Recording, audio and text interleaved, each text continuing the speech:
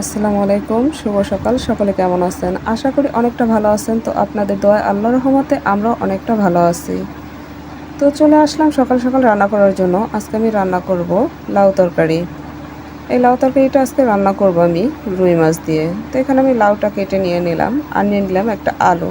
যেহেতু আমার ছোট একটা মেয়ে আছে, তাকে আলু খাওয়ানো লাগে দুই একটা। তো তার জন্য এই আলুটা নিয়ে নিলাম লাউ তরকারির সাথে। আর এখানে আমি নিয়ে নিলাম রুই মাছ। তো এখন চলে যাচ্ছি আমি রান্নাঘরে। তো এদিকে মাছগুলো আমি হলুদ আর লবণ দিয়ে একটু সুন্দরভাবে ভেজে নিচ্ছি। ভেজে নেওয়ার পরে আমি মশলাটা কষিয়ে তারপরে লাউ তরকারিটা রান্না করে নেব। তো আমার মাছগুলো সুন্দর মতো ভাজা হয়ে গেছে, আমি এখন এগুলোকে তুলে নিচ্ছি। তো মাছগুলো তুলে নেওয়ার পরে আমি দিয়ে দিলাম সেই তেলের মধ্যে কাঁচামরিচ আর পেঁয়াজ। এখন এগুলো একটু সুন্দরভাবে ভেজে নিচ্ছি। ভেজে নেওয়ার পরে দিয়ে দেবো বাটা মশলাগুলো। তো এখানে আমি আদা রসুন বাটা দিয়ে দিলাম 2 চামচ, আর জিরা বাটা দিয়ে দিয়েছি 1 চামচ। এখন এই মশলাগুলো সুন্দরভাবে কষিয়ে নিয়ে আমি দিয়ে দেবো গুঁড়া মশলাগুলো। তো আমার মশলাটা কষানো হয়ে গেছে, এখন হলুদের গুঁড়া দিয়ে দিচ্ছি 1 চামচ।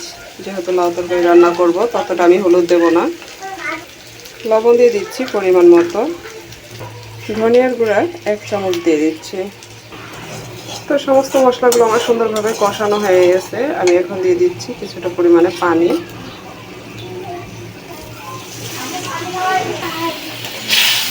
তো মশলাটা কষানোর পর আমি যে পানিটা দিয়ে দিচ্ছি সেই পানিটা বলক চলে আসছে। এখন আমি দিয়ে দেবো লাউগুলো।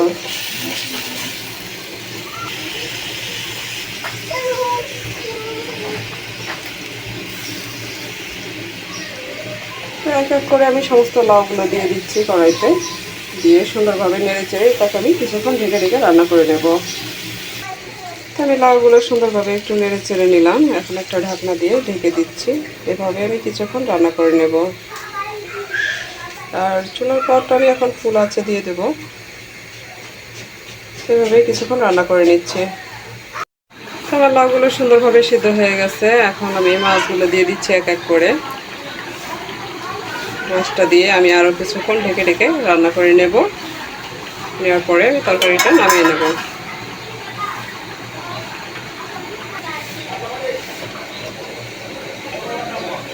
তো অবশেষে আমার মাছের তরকারিটা রান্না কমপ্লিট হয়ে গেল।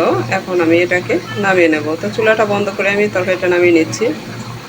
তো আজকে আমার এই তরকারি রান্নার রেসিপিটা আপনাদের কাছে কেমন লাগলো প্লিজ লাইক কমেন্ট করে জানাবেন।